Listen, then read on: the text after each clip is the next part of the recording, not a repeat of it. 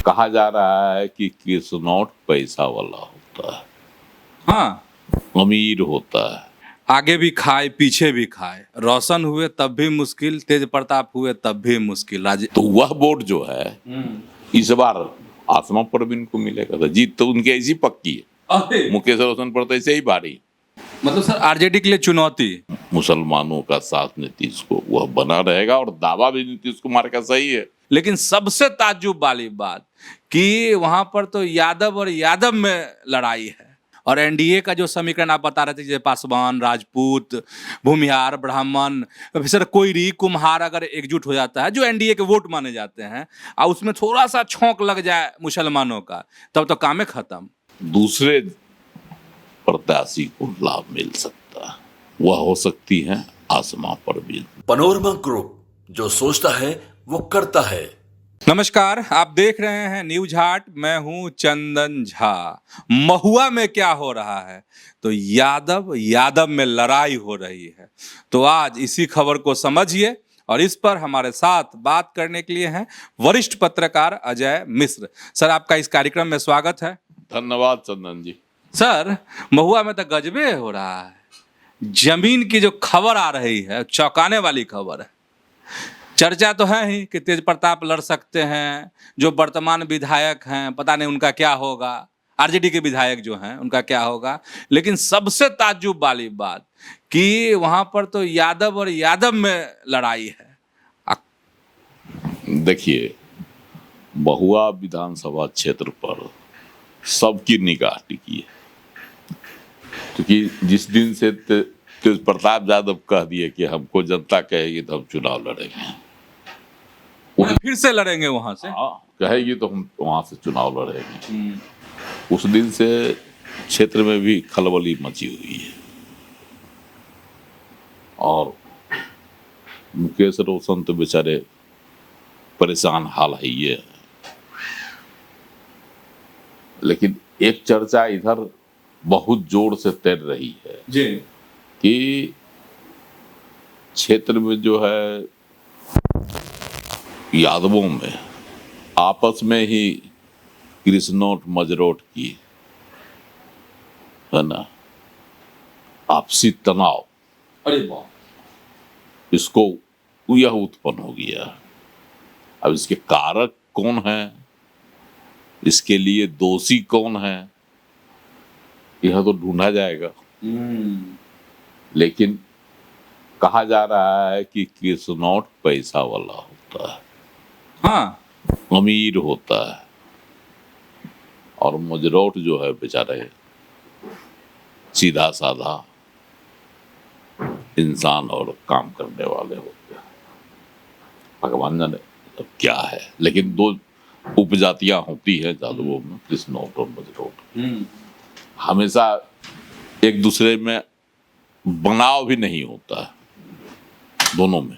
अच्छा, अब शादी ब्याह होता है कि नहीं होता हमको नहीं पता है, जो चीज हम नहीं जानते हैं उसमें नहीं बोलेंगे, लेकिन बनाव नहीं रहता है। हम आगे, हम बड़ा तो हम बड़ा, मतलब श्रेष्ठता क्या संघर्ष आपस में ही होते रहता है। तो आज जिस तरह से अभी महुआ विधानसभा क्षेत्र में यह विवाद धीरे धीरे बढ़ रहा है, चुनावी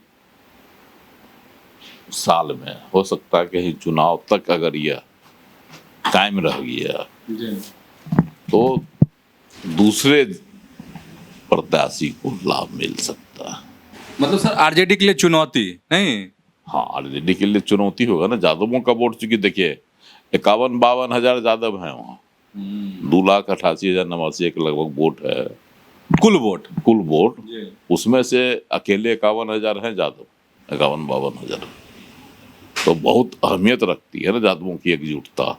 और यादवों की एकजुटता क्या ही वजह है कि 2015 में तेज प्रताप यादव जीत गए और 2020 में मुकेश रोशन जीत गए लगातार।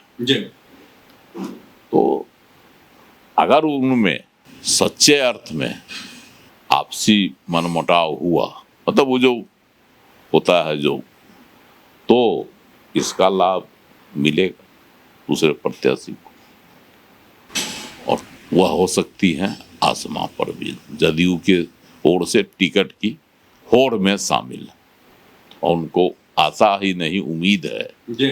और वह विश्वास में है कि टिकट हम ही को मिलेगा। इसी विश्वास से वह क्षेत्र में सक्रिय है। अब आगे क्या होता है यह तो कोई नहीं जानता है जी। लेकिन उनको पूरा विश्वास है, इसीलिए उन्होंने अपनी सक्रियता इतने महीनों पहले ही बढ़ा दी है। इसके पीछे आधार भी है। आधार है कि पिछले साल 2020 में जब वह चुनाव लड़ी थी तो 48,000 वोट लाई थी, जदयू की प्रत्याशी थी, 48,000 से अधिक वोट लाई थी। तो 48,000 वोट लाना एक मायने रखता है। हालांकि 13,000 कुछ वोट से वो हार गई मुकेश रोशन से, लेकिन 48,000 वोट लाना भी अपने आप में एक मायने रखता है। अगर संजय कुमार सिंह थे लोजपा से, जी। लोजपा 2020 में अलग लड़ी थी तो उनको 25,000 वोट आ गया था, उन्होंने हासिल किया था। और यह 25,000 वोट जो है किसका कटा? एनडीए का। जब एनडीए का वोट कटा तो स्वाभाविक था कि आसमा परवीन जीतते जीतते हार गई। अगर वह 25,000 वोट मिल जाता तो बम्पर जीत हो जाती। पर जीत हो जाती, जी। लेकिन नहीं हो सका, मिल सका न यह जीत सकी। इस बार चिराग पासवान तो हैं एनडीए के साथ, मतलब मजबूत समीकरण।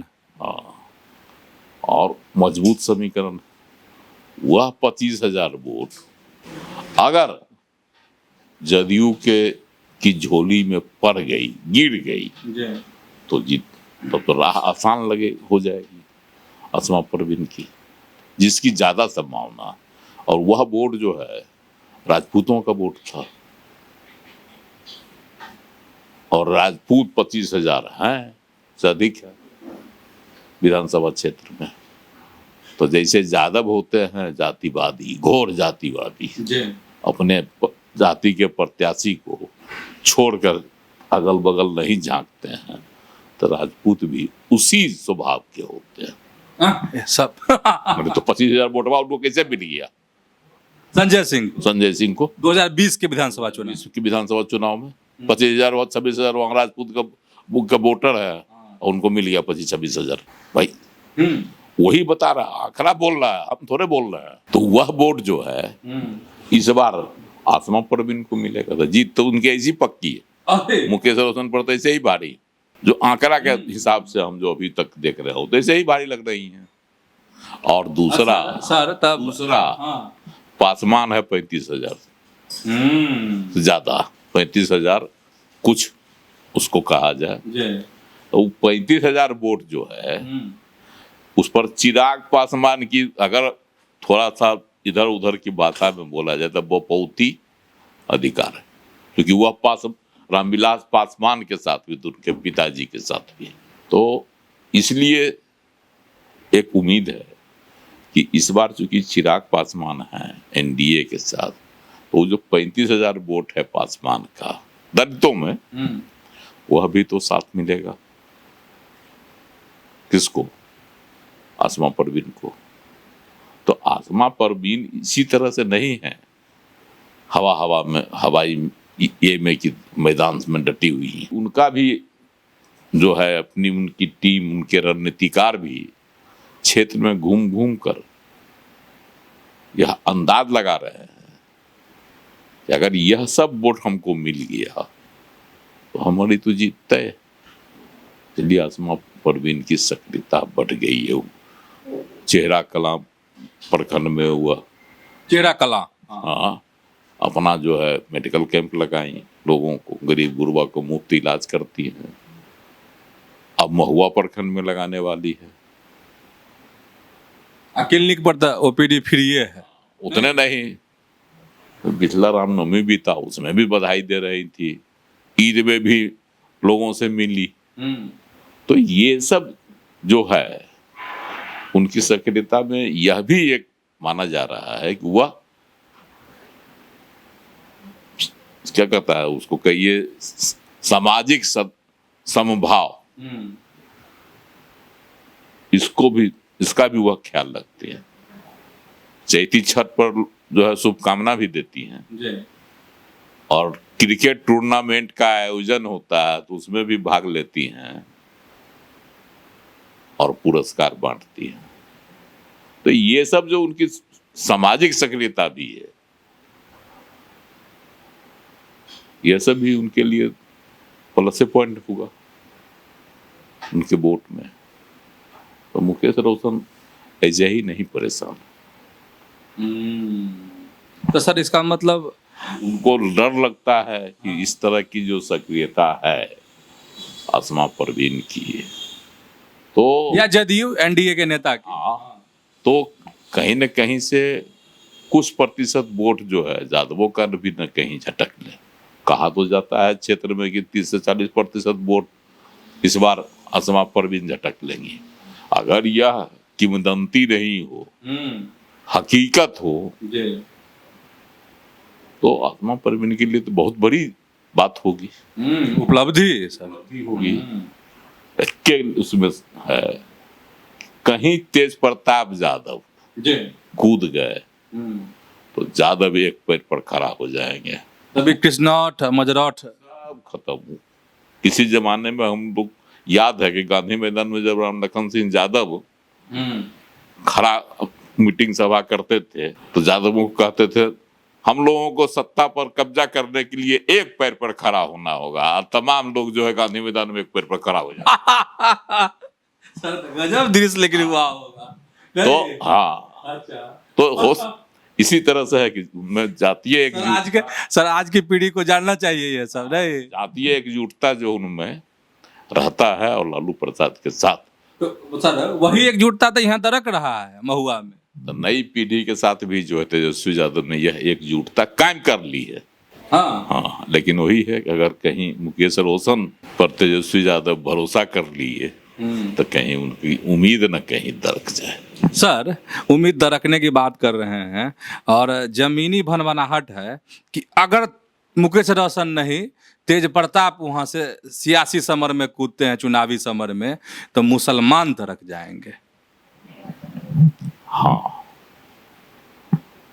मुसलमान तो ऐसे भी आसमा परवीन को पिछली बार मुसलमानों का वोट मिला था, समर्थन मिला था। इस बार एक आशंका है कि वक्फ संशोधन बिल पर जदयू का जो रुख रहा संसद में, उससे मुसलमानों में असंतोष है। नहीं सर, परसेप्शन बनाया जा रहा है, असंतोष है। लेकिन जिस तरह से धीरे धीरे मुस्लिम नेता नीतीश कुमार के साथ फिर से मिल रहे हैं और कहते हैं कि हम पार्टी नहीं छोड़ेंगे, तो कहीं न कहीं से जो है मुसलमानों का साथ नीतीश को वह बना रहेगा। और दावा भी नीतीश कुमार का सही है कि भाई मुसलमान के लिए जितना हम किए, बिहार में कौन सी ऐसी सरकार की हम समाज के लिए। तो जो समाज के प्रबुद्ध लोग हैं, विचारवान लोग हैं, वह तो नीतीश कुमार के काम का गुना भाग जरूर लगाएंगे और इसका नतीजा जो है दिखाई पड़ेगा चुनाव में। अरे सर तब तो मान लीजिए कि आगे भी खाए पीछे भी खाए, रोशन हुए तब भी मुश्किल, तेज प्रताप हुए तब भी मुश्किल, मतलब आरजेडी के लिए महुआ वाली सीट। देखिए तेज प्रताप, क्योंकि सर उधर ठीक है तेज प्रताप हुए तो यादव सब एकजुट हो जाएंगे कि लालू जी के पुत्र हैं, पहले भी विधायक रहे हैं, चलिए, और तो यादव एकजुट हो गया तो मुस्लिम छिटक गए। मुसलमानों में कुछ प्रतिशत ही छिटकेंगे। सर कुछ भी अगर छिटक गया और एनडीए का जो समीकरण आप बता रहे थे जैसे पासवान, राजपूत, भूमिहार, ब्राह्मण, सर कोयरी, कुम्हार अगर एकजुट हो जाता है जो एनडीए के वोट माने जाते हैं और उसमें थोड़ा सा छौंक लग जाए मुसलमानों का, तब तो काम खत्म आरजेडी का। निश्चित रूप से आरजेडी के लिए ये घाटे का सौदा होगा ना। हाँ। अच्छा सर तब ये कह सकते हैं कि आसमां जो है आसान लग रही है। राह आसान मतलब लग आप रही है। यही कहना चाहते हैं ना कि आसमां की राह आसान लग रही है। तब तो सरकार ये कह सकते हैं कि आसमां चमक रहा, रोशन पर रहा मध्यम। रोशनी तो धीमी पड़ती जा रही है। तो समझ गए होंगे महुआ में क्या हो रहा है, यादव में यादव ही टकरा रहे हैं, कैसे और क्यों यह भी समझ गए होंगे। तो ऐसे ही जुड़े रहिए न्यूज हाट के साथ, खबरों से अपडेट रहिए। धन्यवाद, नमस्कार।